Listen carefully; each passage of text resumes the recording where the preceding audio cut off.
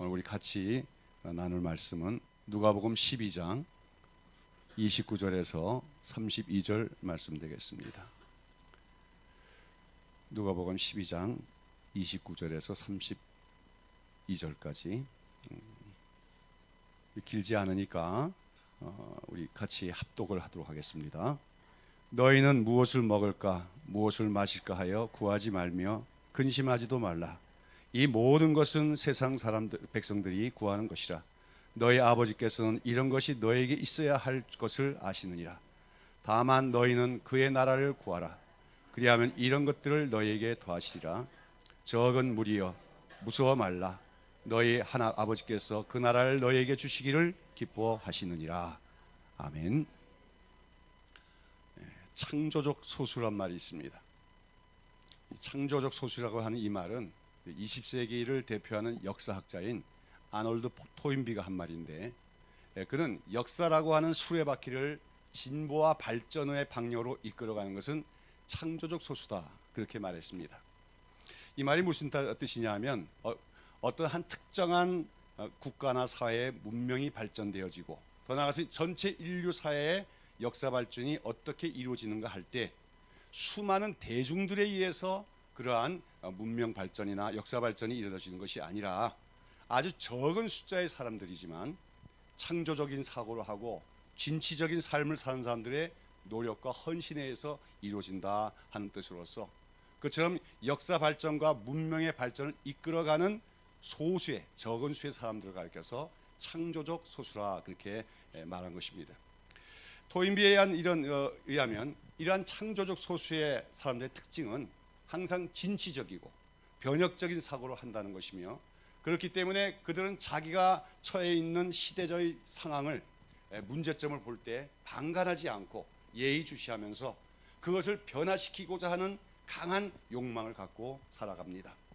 반면에 대부분의 사람들, 즉 대중들은 현상유지적인 사고방식을 갖고 있다. 현상유지란 건 지금 이대로가 좋다 하는 그런 생각을 벗어나지 못하기 때문에 그저 주어진 환경에 이끌려 가거나 적응하는 데 급급할 뿐입니다. 이런 현상주의적인 대중들은 변화의 능력도 없지만 변화되는 것 자체를 싫어하고 두려워할 때가 많습니다. 그러다가 창조적 소수에 의한 소수의 사람들이 어떤 희생과 헌신을 통하여 어떤 바람직한 변화의 물줄기를 터놓으면 그제서야 뒤따라가는 것이 대중들의 특징이라고 하는 것이죠. 그러므로 인간의 역사 발전은 오직 창조적 소수에 의해서만 이루어지는 것이다 하는 것이 아놀드 토인비와 같은 역사학자들이 보는 인류 문명 발전에 대한 이해입니다. 이러한 문명사관은 인본주의적인 철학을 그 배경으로 하고 있기 때문에 우리 기독교인들이 이 역사 발전의 개념으로 전적으로 동의할 수는 없습니다. 그러나 저는 이 창조적 소수라고 하는 말, 이 창조적 소수라는 개념이 우리 기독교 신앙의 세계에서도 마찬가지로 적용이 될 수 있는 개념이라고 생각합니다. 여러분, 오늘날까지 인류 역사 속에서 우리 기독교가 발전해 온 것은 물론 하나님이 친히 역사하시고 섭리하신 가운데 이루어진 일입니다. 그러나 하나님께서는 이 기독교 역사의 발전 과정에서 소수의 사람들을 아주 귀하게 사용해 오셨습니다. 그리고 그 소수의 사람들, 즉 이 땅에 하나님 나라를 이루어가고 확장하는 데 있어서 하나님께서 존귀하게 사용하시는 사람들을 가리켜서 우리는 하나님 나라의 창조적 소수다, 그렇게 표현할 수가 있을 줄로 압니다. 여러분, 오늘 우리가 살펴본 본문 12장 32절에서 예수님은 자기 앞에 있는 적은 숫자의 제자들을 보고 적은 무리여 무서워 말라고 말씀하십니다. 그래서 너희 아버지께서 그 나라를 너희에게 주시기를 기뻐하시느냐고 말씀하십니다. 여기서 보면 하나님께서는 그 나라, 즉 하나님 나라를 누구에게 주시겠다고 말씀하십니까? 적은 무리들, 많은 사람이 아닌 적은 수의 사람들. 그러나 바로 그러한 그들에게 하나님 나라가 맡겨진다고 하는 것은, 오늘도 이 땅에 하나님 나라가 세워져 가는 것은 그 적은 숫자의 사람들, 그들에 의해서 이루어진다는 의미에서 이 적은 무리의 사람을 우리는 하나님 나라의 창조적 소수라고 표현할 수 있다는 말입니다. 여러분, 그러면 오늘 이 본문에서 예수님께서 적은 무리들이여 했을 때 그 적은 무리의 사람들, 즉 하나님 나라의 창조적 소수는 어떤 사람들이겠습니까? 오늘 우리 본문 우리가 여러분하고 같이 29절부터 읽었습니다만은 사실 이 본문 전체를 이해하려면은 누가복음 12장 1절부터 읽어 나가야 돼요. 누가복음 12장 1절에 보면 어느 날 예수님이 말씀을 하실 때 수만 명이 모였다고 했어요. 수만 명의 수많은 사람들이, 군중들이 모인 가운데 말씀을 가르치고 계셨습니다. 그런데 그 중에 13절에 보시면은 어떤 한 사람이 예수님께 나와서 자기 가정에 있는 재산 분배 문제에 관해서 해결을 부탁하고 있는 것을 볼 수가 있습니다. 그 사람이 예수님께 나와서 부탁한 내용이 뭡니까? 13절에 보시면 그는 선생님, 내 형을 명하여 유업을 나와 나누게 하소서, 그렇게 예수님께 청을 올립니다. 여기서 유업이란 말은 무슨 말인지 아시죠? 아버지로부터 받는 상속 재산을 가리켜 유업이라고 하는데, 이 사람이 예수님께 나온 목적은 바로 그 유업의 문제, 상속의 문제를 해결하려고 나왔다는 것입니다. 아마 이 사람은 아버지로부터 유산을 받을 것이 있었는데 형이 다 말아먹은 모양이에요. 자기 동생인 자기는 조금도 안 주고 형이 다 독차지한 것 같아요. 그러니까 이 사람이 억울하니까 지금 예수님 앞에 나왔다는 거죠. 근데 왜 예수님 앞에 나옵니까? 재판장에 안 가고. 이것은 그 당시 유대 사회에서는 이런 재산 문제라든지 여러 가지 그 중요한 사건이 민간 사회에서 발생하게 되면 그런 어려운 문제 해결을 유대 율법 교사들, 그러니까 랍비들에게 가서 해결해 달라고 중재를 요청할 때가 있다는 거죠. 그러면 랍비들이 자기들 나름대로 성경적인 근거를 가지고 말하면 법률 해석을 해서 그래서 중재적인 어떤 결정을 내리고, 그러면 대부분 사람들이 그 랍비들의 중재적 결정에 따르곤 했는데, 이 사람이 지금 예수님께 나온 것은 이 사람이 보기에는 예수님도 그런 훌륭한 랍비 중에 한 분이 아니겠는가. 그래서 말하자면 예수 선생님이요, 예수 랍비시여, 나에게 이 억울한 사정이 생겼으니 이것을 좀 잘 해결해 주십시오. 선생님께서 위대한 랍비시니까 선생님이 말씀하시면은 우리 형도 들을 것입니다. 이런 기대를 가지고 예수님께 나왔다고 하는 것이죠. 자, 그런데 이런 이 사람의 요청에 대한 우리 예수님의 답변이 무엇입니까? 14절에 보시면 예수님은 이 사람아, 누가 너희를 너희의 재판장이나 물건 나누는 자로 세웠느냐고 반박을 하십니다. 말하자면 네가 번지수를 찾아도 잘못 찾아도 한참 잘못 찾았구나 하는 말이에요. 예수는 한마디로 내가 너희의 재산 분쟁의 문제를 판결해주는 재판장이나 너의 재산을 나누어주고 지켜주는 그런 해결사로 보이느냐 하는 말씀으로 그를 면박을 주신 것입니다. 그러면서 하시는 말씀이 15절입니다. 15절 말씀에 삶과 모든 탐심을 물리치라. 사람의 생명이 그 소유에 넉넉한 데 있지 아니하라고 말씀을 하십니다. 그가 마음에 어떤 마음을 품고 나왔다는 겁니다? 탐심을 갖고 나왔다 그거지요. 그가 어떤 생각을 갖고 나왔다는 겁니다? 소유가 많아지면 자기가 행복해질 걸로 아는 기대를 갖고 나왔다는 거지요. 그러나 예수님은 그런 기대를 갖고 온 그를 네가 나를 잘못 찾아 나왔다고 말씀하시면서 그 다음에 이제 우리가 잘 아는 어느 어리석은 부자의 얘기를 예수님이 비유로 말씀해 주십니다. 어느 한 부자가 있었는데 어느 해 가을에 아주 많은 곡식을 거두게 되었어요. 대풍년이 온 것 같습니다. 특별히 그의 밭에서는 더 많은 소출이 나온 건지 몰라요. 그래서 엄청난 그 곡식들을 바라보면서 뭐라고 말합니까? 자, 저렇게 많은 곡식들이 내 창고에 쌓여 있으니 이제는 내가 여러 해 동안 아무 걱정도 없이 평안을 누리며 행복하게 살 수 있을 것이다. 그러니 내 영혼아, 자, 평안히 쉬고 먹고 마시며 즐거워하자. 이렇게 자기 스스로 내심으로 기뻐하고 있었습니다. 그러나 그가 그처럼 자기의 창고에 쌓인 많은 곡식들, 즉 많은 재물과 풍부한 소유를 바라보면서 행복하며 기뻐하는 그 시간에 하늘에 계신 하나님께서는 그를 보좌를 보고 무엇라고 하십니까? 20절에 보시면 어리석은 자여, 오늘 밤에 네 영혼을 도로 찾으리니 그러면 네가 예비한 것이 네 것이 되겠느냐고 말씀하셨다는 겁니다. 무슨 말입니까? 이 땅의 소득, 자기가 벌어들인 그 많은 물질과 소유를 보고 행복에 겨워하는 그 순간에 하나님께서는 그의 영혼을 이제 거두어 가시겠다고 계획하고 있었다는 거죠. 그런데도 그는 그 자기의 종말이 지금 가까운지도 모르고 그 물질과 재산이 자기를 행복해 주게 할 것이다. 열애 동안 나는 기쁘게 살 수 있을 것이다. 기뻐하고 있었다는 것이죠.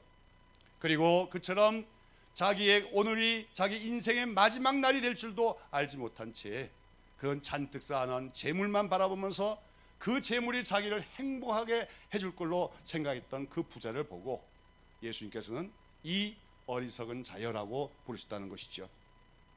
여러분, 예수님께서 이처럼 재산 문제를 가지고 분쟁 문제를 해결해 달라고 찾아온 그 동생 되는 사람에게 이 비유를 들려주신 이유가 무엇입니까? 그것은 그의 마음에 탐심이라고 하는 우상 숭배가 있는 걸 아셨다는 것이죠. 그리고 그는 예수님을 잘 모르고 있었기 때문인 것입니다. 그리고 그는 더구나 인생에서 가장 중요한 문제가 무엇인가를 모르고 예수님 앞에 나왔다는 것이죠. 예수님은 물론 그 사람이 요구한 재산 분배 문제를 해결해 줄 수 없는 분이 아닙니다. 그러나 예수님이 이 세상에 오신 것은 사람들이 그처럼 가장 크고 중요하게 생각하는 물질의 문제나 재산의 문제를 해결해 오려 주시려고 오신 것이 아니라는 사실을 예수님은 알려주고 있습니다. 여러분, 예수님은 왜 이 세상에 오셨습니까? 예수님은 우리 인생들에게 영생을 주시기 위해서 오신 줄로 믿습니다.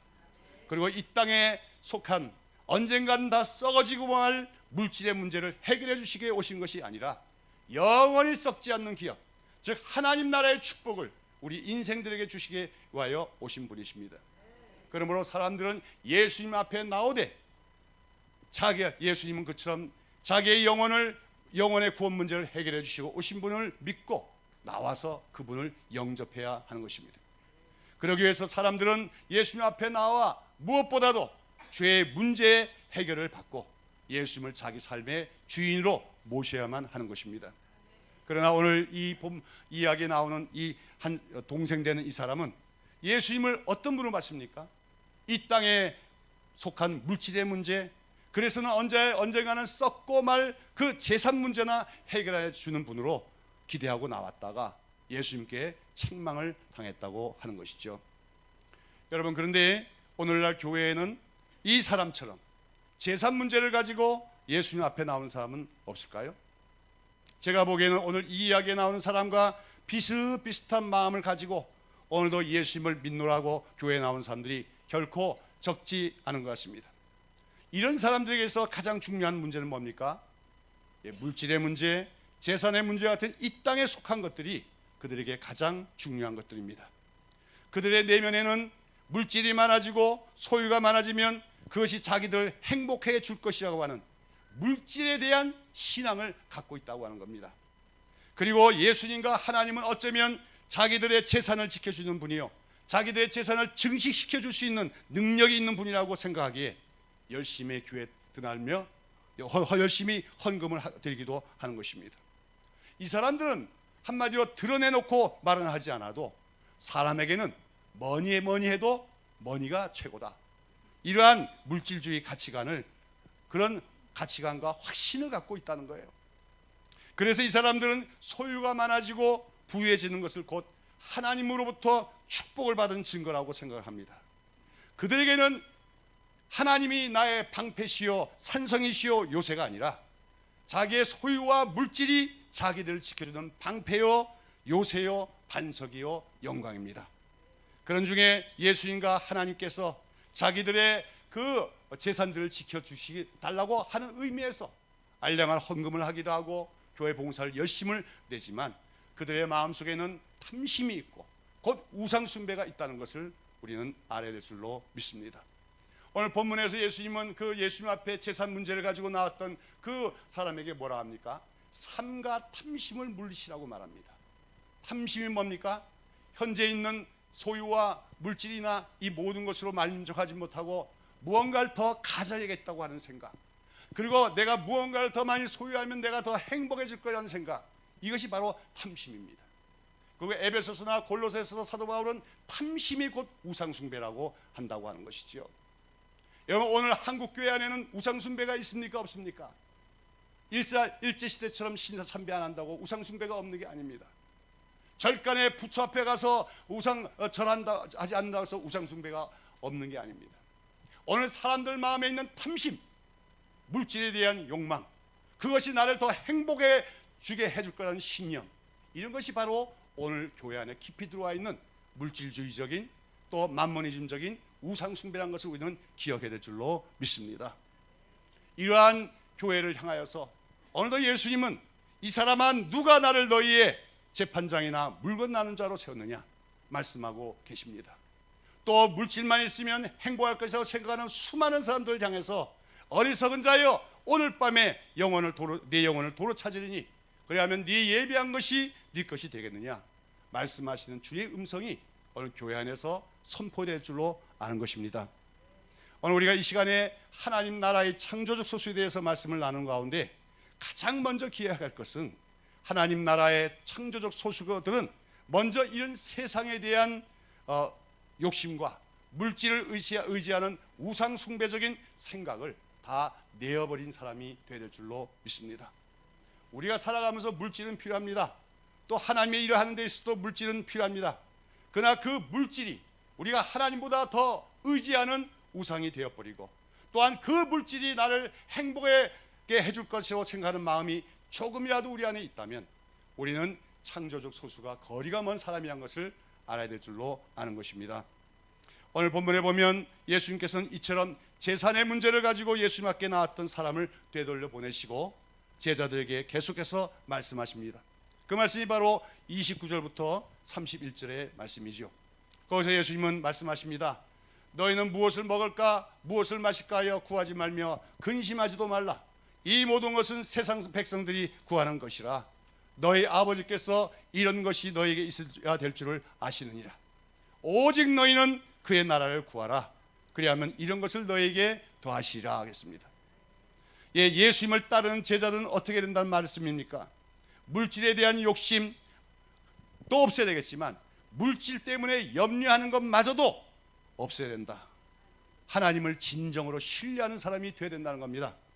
까마귀도 먹이시고 들의 값도 입히시는 하나님이 어찌 자기의 사랑하는 자녀들을 먹이고 또 입히지 않겠나 하는 하나님께 대한 깊은 신뢰를 가진 자만이 창조적 소수가 될 수가 있다고 하는 것입니다. 여러분, 세상 사람들에게는 먹고 마시며 더 좋은 옷을 입고 더 좋은 집에 사는 게 그들의 중요한 관심사일 수밖에 없습니다. 왜냐하면 그들에게는 천국에 대한 소망도 없고 믿음도 없기 때문입니다. 그러나 하나님을 믿노라 하면서도 세상 사람들과 마찬가지로 먹을 것, 입을 것, 사는 집 문제와 같은 것에 목을 매는 사람은 영적인 면에서 무늬만 하나님 백성인, 껍데기만이 하나님 백성인 사람들이라고 할 수밖에 없다고 하는 것이죠.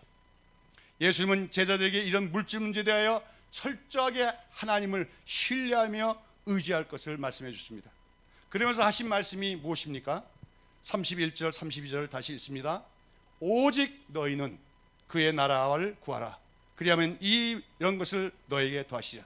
적은 무리여 무서 말라. 너희 아버지께서 그 나라를 너희에게 주시기를 기뻐하시느냐 하겠습니다. 여러분, 여기 오늘 그 개역개정에는 다만 너희는 그랬습니다만 전에 번역 성경에는 오직 너희는 되어 있습니다. 우리가 잘 알듯이 마태복음 6장 33절에 보면 너희는 먼저 그의 나라와 그 의를 구하라 하겠지만 누가복음 12장에 보면 뭐라 했어요? 너희는 오직 그의 나라를 구하라고 예수님은 말씀하고 계십니다. 누가 창조적 소수가 될 수 있느냐? 누가 하나님 나라의 창조적 소수가 될 수 있느냐? 먼저는 물질에 대한 소유욕, 우상숭배적인 생각을 다 버리고 다음으로는 이 땅에 살아가면서 필요한 모든 물질 문제에 대해서 하나님을 전적으로 신뢰하는 사람이 바로 창조적 소수가 될 수 있다고 예수님 말씀하십니다. 그리고 그 다음에 그는 무엇만을 구하는 사람이 되어야 되는 겁니까? 오직 그의 나라, 하나님 나라만 구하는 사람. 다시 말해서 앉으나 서나 오직 하나님 나라에 대한 소원과 열심을 품고 사는 사람, 바로 그런 사람이 하나님이 부르신, 주님이 부르시는 적은 무리요 하나님 나라의 창조적 소수라고 오늘 주님은 말씀하고 계신 것입니다. 여러분, 오늘 우리 한국교회는 날이 갈수록 점차 더 세속해 다가오고 있습니다. 사람들이 흔히 말하기를 교회가 세상과 다를 것이 없다고 말합니다. 왜 그렇게 되었습니까? 그것은 오늘날 교회 안에 오늘 예수님의 말씀에 나오는 그 적은 무리, 즉 창조적 소수들이 너무나 희귀해졌기 때문입니다. 사실상 모든 그리스도인들은 주님으로부터 부름받을 때 오직 그의 나라를 구하는 백성으로 부름을 받았음에도 불구하고 구하는 것이 하나님 나라가 아니라 이 땅의 것, 이 생의 것, 그런 것들을 구할 때가 많은 것이 오늘 현실의 기독교가 되었기 때문에 교회는 생명력을 상실해가고 있고 소금과 빛으로서의 기능을 상실해가고 있다고 하는 것입니다. 여러분, 오직 너희는 그의 나라를 구하라, 하나님 나라만을 구하라고 했는데 하나님 나라고 하는 것은 무엇입니까? 성경 신약성경에 나오는 하나님 나라는 말은 하나님의 통치라는 뜻으로서 하나님 나라를 구한다는 것은 먼저 내 자신이 온전히 하나님의 통치를 받기를 바라기 소원하면서 하나님의 뜻대로 살기를 바라는 삶의 자세를 가리킵니다. 여러분, 하나님은 왕이십니다. 그리고 나는 그의 백성이요 신하여 군사입니다. 그러므로 내가 내 뜻대로 내 좋은 대로 사는 게 아니라 왕이신 하나님의 뜻을 헤아리고 그분의 뜻대로 살고자 하는 것이 그 나라를 구하는 생활입니다. 그리고 더 나아가서 오직 너희는 그 나라를 구하라고 하는 것은 오늘 우리가 살고 있는 이 땅, 이 속에 하나님의 뜻이 실현이 됨으로써 이 땅의 역사 속에 하나님의 나라가 세워지고 하나님의 영광이 나타나기를 사모하며 바라며 소원하는 것이 바로 하나님 나라를 구하는 사람의 태도인 줄로 믿습니다. 여러분, 금년이 우리 남북 간에 분단된 지 이제 70년이 되는 해인데요. 그러나 남북한을 막론하고 우리 한국 사람들이 다 함께 가장 많이 부른 노래가 무엇입니까? 예, 우리의 소원은 통일, 꿈에도 소원은 통일, 통일이오라 하는 통일 염원가지요. 그러나 오늘 우리 하나님의 백성들, 우리의 그리스도인들이 불러야 될 노래가 있으면 통일 노래도 부를 수도 있지만 그것보다 우리는 꿈에도 우리의 소원은 하나님 나라, 우리의 소원은 오직 하나님의 나라, 하나님 나라여 오라, 하나님 나라여 외와 외치며 선포하며 기도하는 사람이 되어야 될 줄로 믿습니다. 여러분, 아침에 일어나서 제일 먼저 생각하는 것이 무엇입니까? 어떤 통계 봤더니 70% 사람이 아침에 제일 먼저 눈을 뜨고 생각하는 게 돈이래요. 돈. 그렇게 시작한답니다. 그러나 우리는 눈을 뜨자마자 예수님하고 하나님을 부르면서 시작하면서 오늘도 이 땅에 하나님 나라가 이루어지기를 바랍니다. 소원을 올릴 수 있는 주의 백성이 되어야 될 줄로 믿습니다. 오늘도 제가 말씀을 시작하면서 주기도문을 다시 우리가 천천히 하자고 했어요. 왜 그렇습니까? 우리가 늘상 암송하고 외우는 이 주기도문이 사실 하나님 나라를 염원하는 기도이기 때문입니다. 하나님의 영광이 높아지시고 그 이름이 영광을 받으시고 하나님의 뜻이 하늘에서 이룬 것처럼 땅에서도 이루어져서 마침내 이 땅에 하나님의 나라가 임하게 하여 주시옵소서. 예수님은 그 기도를 우리에게 가르쳐 주신 것입니다. 그러나 수많은 기독교인들이 주기도문을 입으로는 암송하면서도 네 소원이 뭐냐 그러면 이 땅에 속한 겁니다. 이 땅에 썩어질 재물들, 이 땅의 명예, 이 땅의 출세, 이 땅의 행복, 이런 것들을 추구하고 있을 때가 얼마나 많습니까? 오늘 우리가 하나님 나라의 창조적 소수가 되려면 우리는 예수님의 참된 제자가 되어야 될 줄로 믿습니다. 예수님은 나를 믿으라고도 말씀하셨지만 더 많은 경우에 예수님은 나를 따르라고 했습니다. 우리는 예수님을 믿는 자를 신자라고 말합니다. 그리고 예수님을 따르는 자를 뭐라고 합니까? 제자라고 말하는 거죠. 그러나 예수님은 지상명령에서도 보면 신자를 만들라고 하지 않았습니다. 너희는 가서 모든 족속으로 제자를 삼으라고 말씀하셨던 거지요. 제자는 무엇입니까? 제자는 더 이상 내 뜻대로 사는 사람이 아닙니다. 예수님의 뜻대로 살고자 하는 사람입니다. 예수님이 걸어가신 그 발자취를 따라가고자 하는 사람입니다. 나의 소원이 중요한 것이 아니라 예수님의 소원이 중요한 사람이 예수님의 제자인 것입니다. 제자는 세상 사람들이 구하는 그 어떤 것보다도 하나님 나라를 구하는 사람입니다. 그리고 제자는 자기를 부인하고 자기 십자가를 지고 주님을 쫓는 사람입니다. 그러한 제자의 길은 때로는 고독하며 때로는 세상에서 손해를 보아야 하며 때로는 그 길을 가기 위해서는 희생의 대가를 치러야만 하는 길입니다. 그럴지라도 그 제자의 길은 영생의 길이고 그 땅에 이 땅에 하나님 나라를 임하게 하는 위대하고 가장 가치 있는 길이기에 우리가 걸어가야 될 길이고 걸어가 볼 만한 길인 줄로 믿습니다. 이처럼 참된 제자가 되고자 하는 자가 바로 하나님 나라의 창조적 소수라고 할 수가 있다고 하는 것이죠. 오늘도 우리가 이 땅에 하나님 나라가 세워져 나가야 됩니다. 이 대한민국을 하는 이 나라 속에, 이 한반도 땅에 하나님 나라가 임한 그 영광을 볼 수 있는 시대가 와야 될 줄로 믿습니다. 그러나 그 일은 많은 사람을 가지고 시작하지 않습니다. 적은 무리 가지고 시작한다는 걸 기억하시기를 바랍니다. 여러분, 우리가 교회 역사를 보면 서구에서 기독교가 발흥해서 성장하면서 항상 교회가 성장하고 경제 성장하면 도덕적인 타락이 오고 교회가 쇠퇴하고 교회가 영적으로 죽어갈 때가 많았습니다. 그럴 때 하나님께서는 아주 작은 사람들, 소수의 사람들, 그러나 정말 하나님 나라를 열망하는 사람들의 기도와 소원을 들으시고 그 땅을 새롭게 하시며 교회를 새롭게 하셨어요. 교회만 새로워진 게 아니라 교회가 새로워질 때 부패했던 나라, 도덕적으로 타락했던 나라들이 다시 새로워지고 또한 전 세계에 복음이 퍼져나간 역사를 우리는 기억해야 될 줄로 믿습니다. 여러분, 오늘 보는 본문 말씀에서 예수님은 적은 무리여 무서워 말라고 말씀하십니다. 예수님 당시에는 바로 예수님 앞에 모였던 그 적은 무리들, 수만 명이 다 그 적은 무리가 아닙니다. 그들은 대중이었습니다. 그러나 예수님 앞에서 자기의 모든 것을 버리고 예수님을 따라온 그 자들, 그 적은 수의 제자들을 보고 적은 무리들이여 무서워 말라고 예수님은 말씀하고 계신 것입니다. 여러분, 적은 무리여 무서워 말라 하는 말은 적은 무리가 살아가다 보면, 그 적은 무리가 하나님의 부르신 그 제자의 길을 가다 보면 무서워할 일들이 있을 수 있다는 말입니다.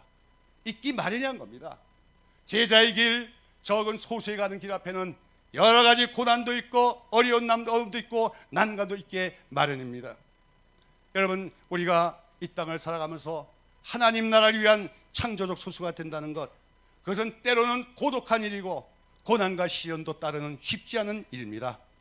그러나 그러한 그 가운데서도 예수님은 뭐라고 말씀하십니까?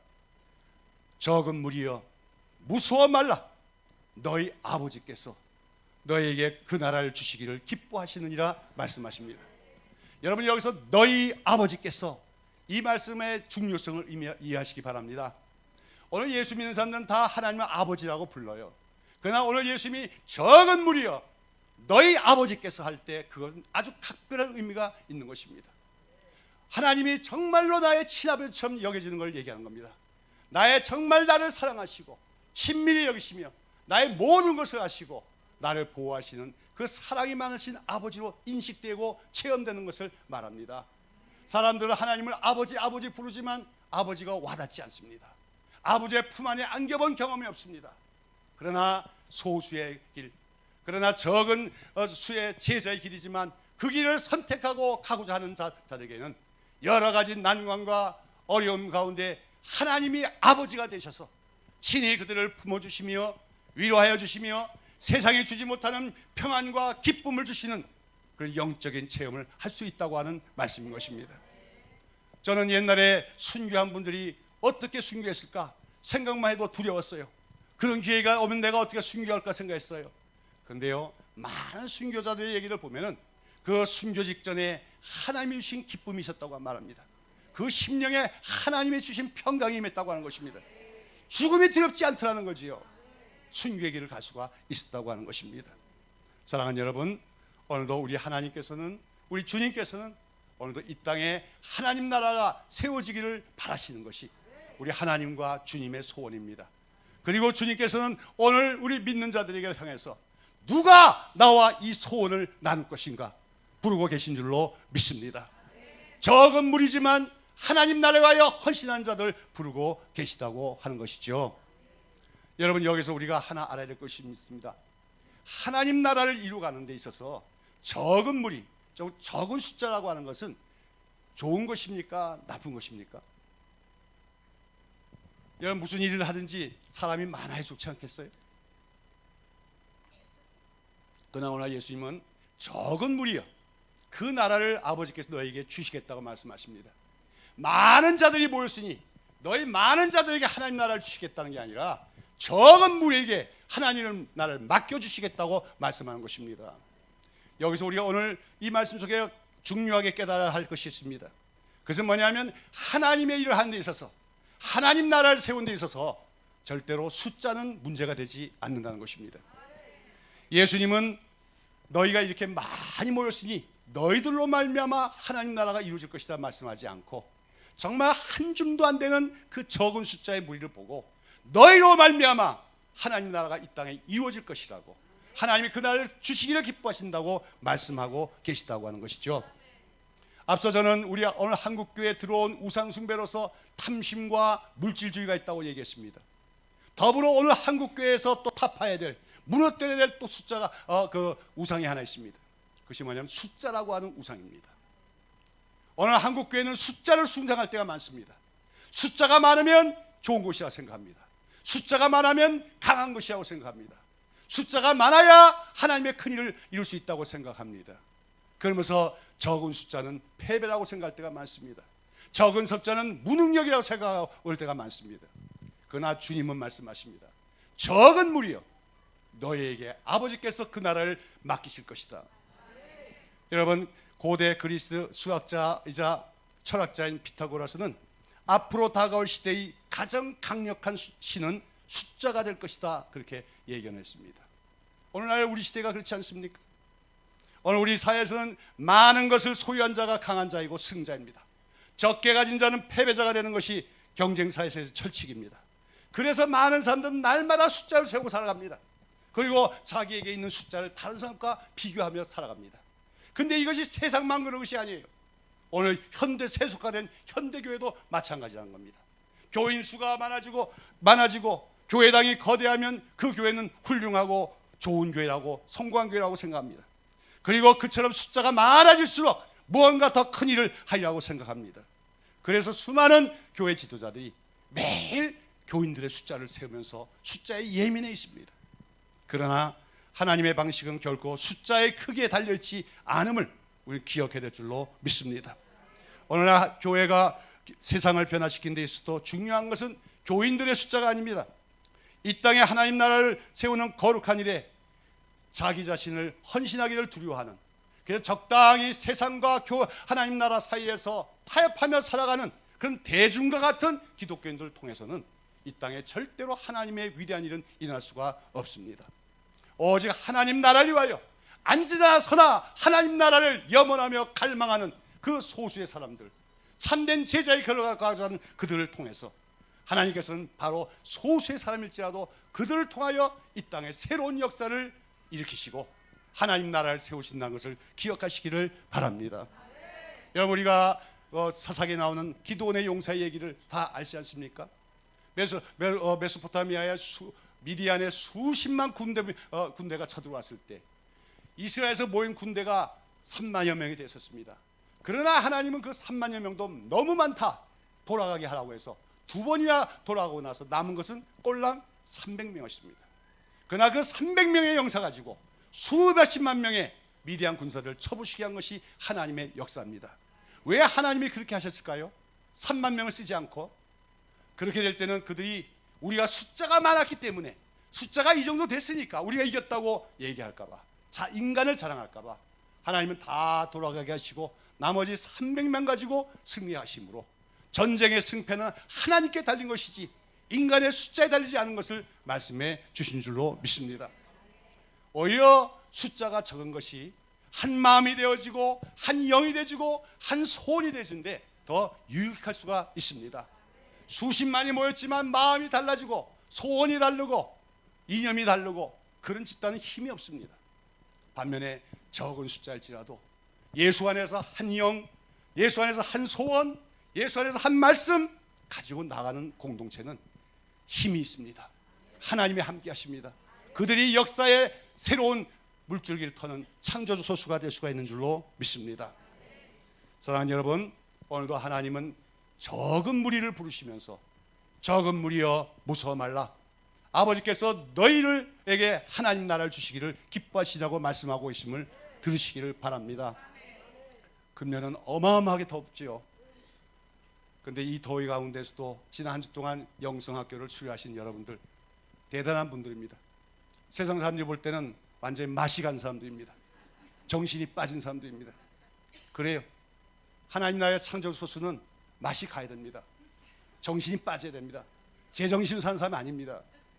또 이 토요일 날에도 금요일에도 하나님의 은혜 받기 위해서 그 무더위 가운데서 달려온 여러분들, 저는 오늘 이 자리에서 이 영성학교에서 훈련을 받은 여러분들이나 이 자리에 은혜 받기 위해서 나온 우리 성도들이 한 주님께서 오늘 불러주시는 그 적은 무리의 숫자, 적은 무리의 참된 제자, 하나님 나라의 창조적 소수가 될 수 있기를 축원합니다.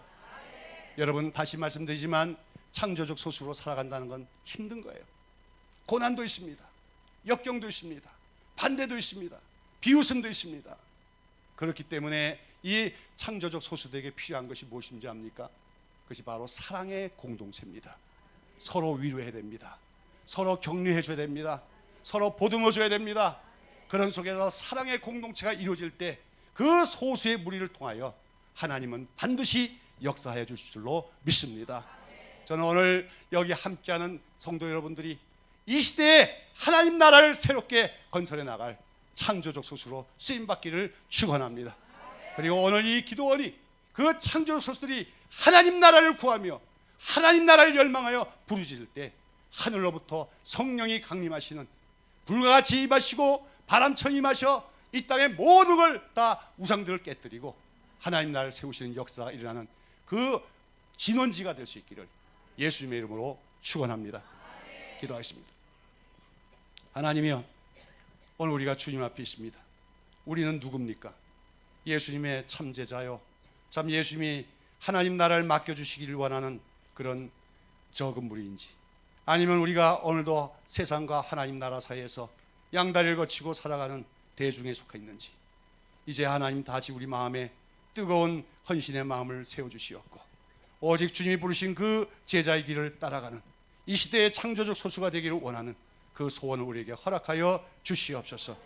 오늘날의 한국교회를 보면 세속화되어가고 영적으로 죽어가고 있습니다. 주여, 다시 한번 한국교회를 일으켜 세우시고 이 땅에 하나님 나라가 임하게 하여 주시옵소서. 그 일에 오늘도 하나님께 헌신된 적은 무리들을 사용하여 주실 줄로 믿습니다.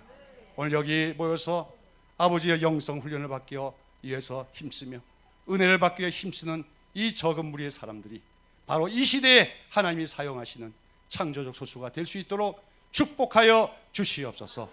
예수의 이름으로 기도드리옵나이다.